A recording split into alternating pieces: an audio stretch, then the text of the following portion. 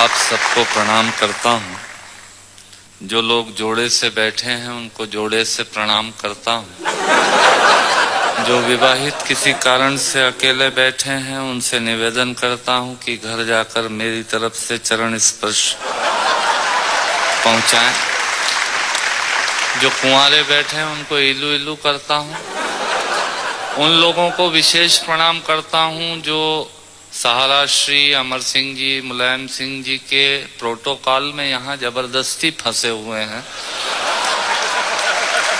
जिनका कविता से कोई लेना देना नहीं है। मैं उनको प्रणाम करता हूँ। उन लोगों को स्पेशल प्रणाम करता हूँ जो भोजन के चक्कर में ये भजन का आनंद ले रहे हैं।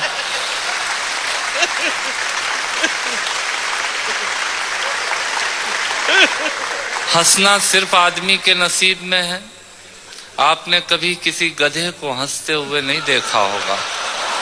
यदि देख लें तो समझ लीजिएगा ये आदमी होने की तैयारी में है। और किसी आदमी को गुमसुम उदास बैठा देख लें तो समझ लीजिएगा कि ये वो होने की तैयारी में है। आनंद से बैठिएगा। मैं आपको ज्ञान की एक भी पंक्ति नहीं सुनाऊंगा। भगवान महाकाल की कसम खाकर कहता हूं, इस देश में अमिताभ जी आजकल ज्ञान की स्थिति बड़ी खराब चल रही है। सवेरे 18 चैनल खोलो तो 19 बाबा प्रवचन देते हुए मिल रहे हैं और उसी समय हम ब्रश करके थूक रहे हैं। भारतीयों का कुछ हिसाब किताब समझ में नहीं आता। भारतीय आदमी अपने तरीके से जिंदगी जीता है। सहारा श्री बैठे हैं, मैं आपको बताना चाहता हूं भारतीय आदमी होता क्या है। बेसिकली भारतीय आदमी वो होता है जो टूथब्रश के आगे वाले हिस्से के खराब हो जाने के बाद चाकू को गर्म करके उस पोर्शन को काटता है और बचे हुए हिस्से से पजामे में नाड़ा डालने का यंत्र बनाता है। ये होता है भारतीय आदमी। इधर से तालियां कम बज रही हैं, इधर का मामला ठीक है। मुझे याद है भारतीय आदमी हीथ्रो एयरपोर्ट पे, लंदन में हीथ्रो पे एयरपोर्ट पे मशीनें लगी हुई हैं पॉलिश करने की जूतों पे। एक पैर डालो पॉलिश हो जाती है, दूसरा पैर डालो पॉलिश होने के बाद वो पैर पकड़ लेती है। फिर उसमें 50 सेंट्स डालिए तो वो पैर छोड़ती है। भारतीय पहुंचा एक, उसने एक पैर एक मशीन में पॉलिश हो गई, दूसरा पैर दूसरी मशीन में फंसा दिया। मुलायम सिंह जी, मरण तो उस आदमी का हुआ जो अंग्रेज आया। उसने जैसे ही पहला पैर फंसाया मशीन ने पैर पकड़ लिया। उसकी काउंटिंग में तो 2 हो गए। भारतीय आदमी ये होता है। आखिरी उंगली के नाखून का भी ऑपरेशन नहीं हुआ, वो आपको बाईपास कराने के लिए हॉस्पिटल का सजेशन देने आ जाएंगे। ये होते हैं रायचंद। सुनिएगा, आनंद लीजिएगा और ऑब्जर्वेशन देखिएगा। दांतों से नाखून काटने का, छोटों को जबरदस्ती डांटने का, पैसे वालों को गाली बकने का, मूंगफली के ठेले से मूंगफली चखने का, कुर्सी पे बैठ के कान में पेन डालने का और रोडवेज की बस की सीट में से स्पंज निकालने का मजा ही कुछ और है। मजा ही कुछ और है। एक ही खूंटी पे ढेर सारे कपड़े टांगने का साइकोलॉजी है। एक ही खूंटी पे ढेर सारे कपड़े टांगने का, नए साल पे दुकानदार से कैलेंडर मांगने का, ये एक शौक होता है। क्यों सेठ जी, इस बार कैलेंडर वैलेंडर नहीं आए क्या? मैंने कहा तेरे घर में जगह तो है नहीं टांगने की, क्या भाभी की चोटी पे टांगेगा कैलेंडर? पर आदमी मांगता जरूर है फोकट की डायरी और कैलेंडर मांगने का। एक ही खूंटी पे ढेर सारे कपड़े टांगने का, नए साल पे दुकानदार से कैलेंडर मांगने का, चलती रेल में चढ़ने का, दूसरों की चिट्ठियां पढ़ने का, मांगे हुए स्कूटर को तेज भगाने का और खुद को नींद नहीं आने पे पत्नी को जबरदस्ती जगाने का मजा ही कुछ और है। मजा ही कुछ और है। चोरी से फल फूल तोड़ने का, खराब ट्यूबलाइट और मटकों को फोड़ने का, पड़ोसन को घूर घूर के देखने का। भैया ऐसे खुश हो रहे हैं जैसे उनका चरित्र चित्रण हो रहा है। चोरी से फल फूल तोड़ने का, खराब ट्यूबलाइट और मटकों को फोड़ने का, पड़ोसन को घूर घूर के देखने का, अपना कचरा दूसरे के सामने फेंकने का, बाथरूम में बेसुरा गाने का और थूक से टिकट चिपकाने का मजा ही कुछ और है, मजा ही कुछ और है। ऑफिस में लेट आने का, फाइल को जबरदस्ती दबाने का, चाट वाले से फोकट की चटनी डलवाने का। भैया थोड़ी चटनी देना। ऑफिस में लेट आने का, फाइल को जबरदस्ती दबाने का, चाट वाले से फोकट की चटनी डलवाने का, बारात में प्रेस किए हुए कपड़ों पे फिर से प्रेस करवाने का, ससुराल में साले से पान मंगाने का और साली की पीठ पे धोल जमाने का। मजा ही कुछ और है, मजा ही कुछ और है। ब्याज के माल से मलाई खाने का, थर्ड क्लास ससुराल को फर्स्ट क्लास बताने का। ससुराल किसी की बुरी नहीं होती और साला तो विवेकानंद जी से कम बुद्धिमान किसी का होता ही नहीं है। और ब्याज के माल से मलाई खाने का, थर्ड क्लास ससुराल को फर्स्ट क्लास बताने का, पंगत में बैठ के एक ही सब्जी के लिए दो दोने लगाने का, आरती में सबसे ज्यादा फटा हुआ नोट चढ़ाने का, दूसरे के टेलीफोन से चिपकने का, गुटके और पान इधर उधर पिचकने का, कमजोर से बेमतलब लड़ने का और पत्नी को रोज रोज परेशान करने का। मजा ही कुछ और है। मित्रों, श्रोताओं को भी कविता सुनाने का मजा ही कुछ और होता है, पर मन मेरा उस वक्त रोता है जब मजे के लिए शब्द अपने अर्थ खो जाते हैं और कुछ श्रोता तो बैठे बैठे ही सो जाते हैं, और कुछ श्रोता तो बैठे बैठे ही सो जाते हैं। यदि आप जीवित और जागृत हैं तो प्रमाण बताइए। कविता खत्म करता हूँ, तालियां बजाइए। ये मैंने एक प्रयोग की कविता सुनाई। मैंने पिता पर कुछ पंक्तियां लिखी। अमिताभ जी, ये हरिवंश राय बच्चन जी की स्मृति में कार्यक्रम है, इसलिए मैं कुछ पंक्तियां पिता पर पढ़ना चाहता हूं, सुनिएगा। माँ पर और पिता पर कुछ पंक्तियां आपके बीच निवेदित करता हूं। आप यहाँ जितने लोग बैठे हैं, मुझे नहीं मालूम कि किनकी माँ जीवित हैं और किन्होंने माँ को खो दिया, पर मेरा व्यक्तिगत मत यह है कि जिनकी माँ जीवित हैं, जिनके पिता जीवित हैं, वो दुनिया के सबसे संपन्न लोग हैं, वो दुनिया के सबसे अमीर लोग हैं, वो दुनिया के सबसे धनाढ्य लोग हैं। एक मिनट के लिए बचपन में लौटिएगा, याद कीजिएगा जब हम बहुत छोटे थे, माँ की गोद में थे, माँ का स्तनपान करते थे, तब माँ का एक स्तन मुंह में लेकर हमने उस माँ को दूसरे स्तन पर अपने छोटे छोटे पैरों से न जाने कितनी बार मारा, पर उस माँ ने हमें दूध पिलाना बंद नहीं किया। मित्रों, लात खाकर भोजन देने की शक्ति उस परमपिता परमेश्वर ने दुनिया में यदि किसी को दी है, वो सिर्फ माँ को दी है। माँ के अलावा ताकत किसी के पास नहीं है। मैं उस माँ की वंदना में कविता पढ़ता हूँ।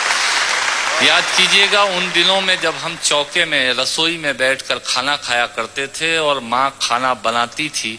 उस वक्त थाली पर बैठकर हमने जब भी इधर उधर देखा, वो माँ समझ गई और उसने नमक का डब्बा हमारी तरफ सरका दिया।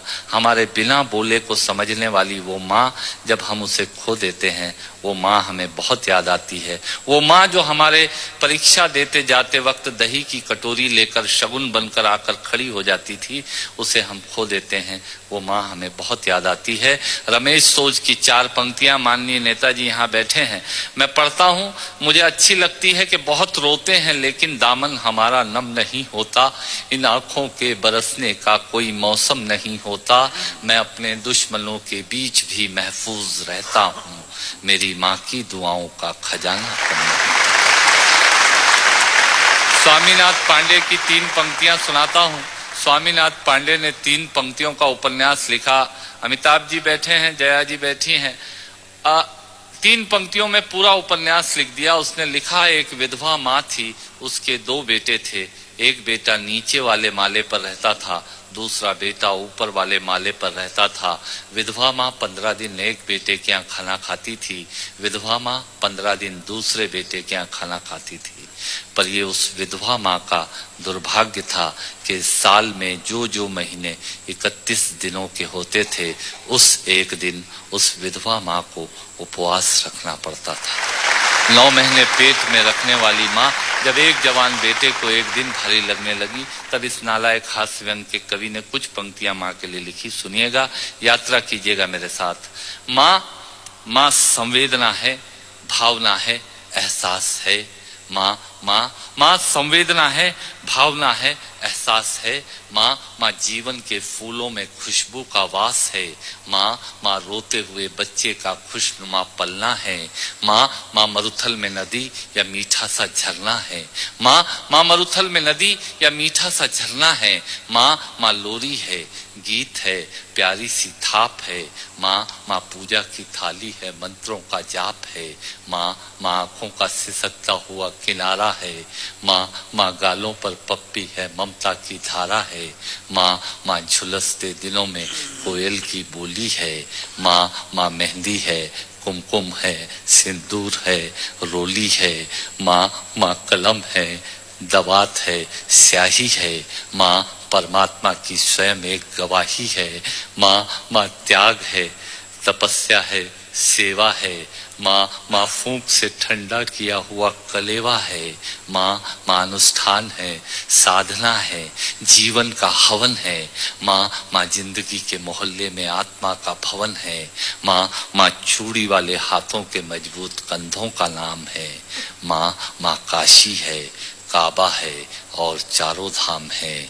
माँ माँ चिंता है, याद है, हिचकी है। माँ माँ बच्चे की चोट पर सिसकी है। माँ माँ चूल्हा, धुआं, रोटी और हाथों का छाला है। माँ माँ जिंदगी की कड़वाहट में अमृत का प्याला है। माँ माँ पृथ्वी है, जगत है, धूरी है। माँ बिना इस सृष्टि की कल्पना अधूरी है। तो माँ की ये कथा अनादि है, ये अध्याय नहीं है और माँ का जीवन में कोई पर्याय नहीं, और माँ का जीवन में कोई पर्याय नहीं है। तो माँ का महत्व दुनिया में कम हो नहीं सकता और माँ जैसा दुनिया में कुछ हो नहीं सकता। माँ जैसा दुनिया में कुछ हो नहीं सकता। तो मैं कविता की ये पंक्तियां माँ के नाम करता हूँ। मैं दुनिया की सब माताओं को प्रणाम करता हूँ। और कहा साहब के बिना पिता के माँ का अस्तित्व नहीं होता। किसी ने शेर कहा कि पक्के फल पेड़ों से रिश्ता तोड़ जाते हैं और अपाहिज बाप हो जाए तो बेटे छोड़ जाते हैं। पिता जब पुत्र को बाजार में ले जाता है और जेब में 50 रुपए होते हैं और बच्चा 200 रुपए के सामान को खरीदने की जिद करता है, उस वक्त एक पिता की विवशता और बच्चे की जिद, इसके बीच के एहसास में खड़े होकर पंक्तियां सुनिएगा। पिता क्या होता है। अमिताभ जी आपको समर्पित करता हूं। अमर सिंह जी बैठे हैं। पिता जीवन है, संबल है, शक्ति है। पिता सृष्टि के निर्माण की अभिव्यक्ति है। पिता अंगुली पकड़े बच्चे का सहारा है। पिता कभी कुछ खट्टा कभी खारा है। पिता पालन है, पोषण है, परिवार का अनुशासन है। पिता धौंस से चलने वाला प्रेम का प्रशासन है। पिता रोटी है, कपड़ा है, मकान है। पिता छोटे से परिंदे का बड़ा आसमान है।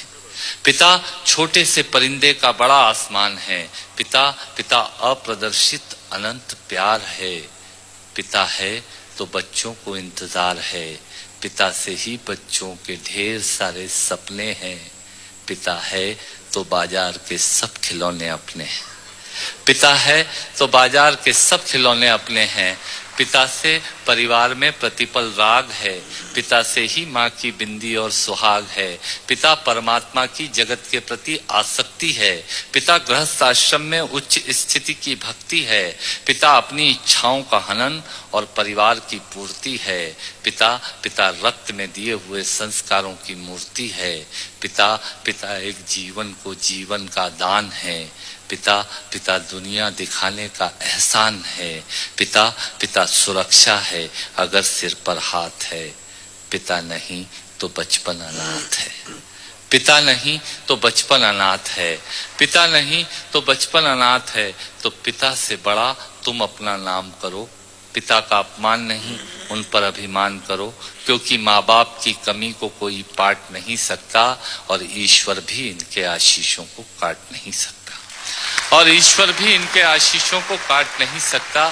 विश्व में किसी भी देवता का स्थान दूजा है, माँ बाप की सेवा ही सबसे बड़ी पूजा है। विश्व में किसी भी तीर्थ की यात्राएं व्यर्थ हैं, यदि बेटे के होते माँ बाप असमर्थ हैं। यदि बेटे के होते माँ बाप असमर्थ हैं, वो खुश नसीब हैं माँ बाप जिनके साथ होते हैं, क्योंकि माँ बाप के आशीषों के हाथ हजारों हाथ होते हैं।